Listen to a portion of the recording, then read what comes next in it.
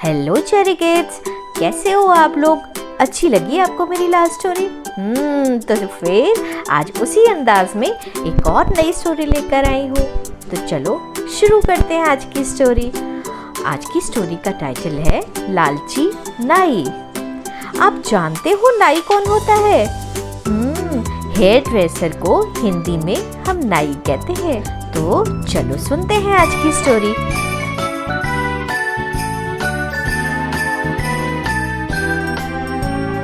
एक छोटे से शहर में एक रघु नाम का एक बहुत बड़ा व्यापारी रहता था। वह बड़ा दयालु इंसान था। बहुत सारे लोग उसके घर आते जाते थे और सभी को उसकी मेहमानदारी बहुत पसंद थी। लेकिन एक दिन उसने अपना सारा धन एक व्यापार में लगाया जिसमें उसे बहुत नुकसान हो गया, जिसकी वजह से रघु ने अपना सारा धन दौलत खो दिया। उस दिन से उसके पास कोई नहीं आता जाता था। रघु बहुत अकेला रहने लगा। पैसों के बिना मेरा कोई महत्व ही नहीं है, ऐसे कैसे जीऊँ मैं? ये सोचते सोचते रघु गहरी नींद में सो गया।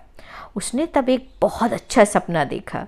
सपने में एक साधु ने उससे बोला, ओ रघु, तुम तो बहुत ही अच्छे इंसान हो, मैं तुम्हारी सहायता करूँगा। कल मैं तुम्हारे घर आऊँगा, फिर मेरे सर पर तुम एक लकड़ी से छूना और मैं सोने में बदल जाऊंगा। उस सोने का उपयोग करके तुम अपनी सारी परेशानियों से निकल जाओगे। अगली सुबह जब रघु जगा तो उसे वो सपना याद रहा। सोच में पड़ गया कि ये सच होगा भी या नहीं। इसी दौरान कोई दरवाजे पर आया। रघु की पत्नी ने दरवाज़ा खोला और देखा कि नाई आया हुआ है। नाई ने अपना काम करना शुरू कर दिया। रघु निराश होकर बैठा रहा। फिर से किसी ने दरवाज़ा खटखटाया। इस बार सच में एक साधु बाहर खड़ा था। रघु साधु को देखकर आश्चर्य में रह गया। जल्दी से वो लकड़ी लेकर आया और साधु के सर को उसने छुआ। रघु को विश्वास ही नहीं हुआ कि साधु सच में सोने के रूप में बदल गया। नाई भी ये देखकर अचरज में रह गया। रघु ने थोड़ा सा सोना नाई को भेंट में दिया और बोला कि जो भी कुछ हुआ है वो किसी को इसके बारे में न बताए। नाई भी इस बात से सहमत होकर वहाँ से खुशी खुशी सोना लेकर चला गया। कुछ देर बाद वह सोचने लगा, अच्छा तो इन साधुओं के सिर पे लकड़ी मारने से ये सोने में बदल जाते हैं। अगले दिन ये लालची नाई एक मंदिर में गया और सभी भिक्षुओं मतलब साधुओं को अपने घर भोजन पे बुलाया। जब साधु उसके घर पहुँचे तो नाई ने सबको एक कमरे में बंद कर दिया और लकड़ी से सबके सिर पर मारने लगा। बेचारे भिक्षुओं को बहुत जोर की चोट लगी।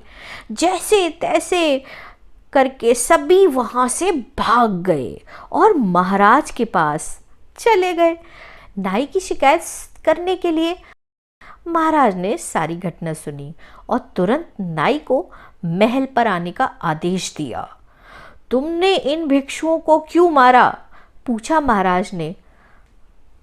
जो कुछ नाई ने रघु के घर पर देखा उसने सब कुछ बता दिया। फिर महाराज ने रघु को भी उधर बुलाया और यही सवाल किया। प्रणाम महाराज। जी हाँ, ये सच है कि वो साधु सोने में बदल गया, परंतु मैंने उसके सिर पर मारा नहीं है। इस नाई को पूरी कहानी का पता ही नहीं। रघु ने महाराज को सब कुछ बताया और उसकी वो सपने वाली बात का भी।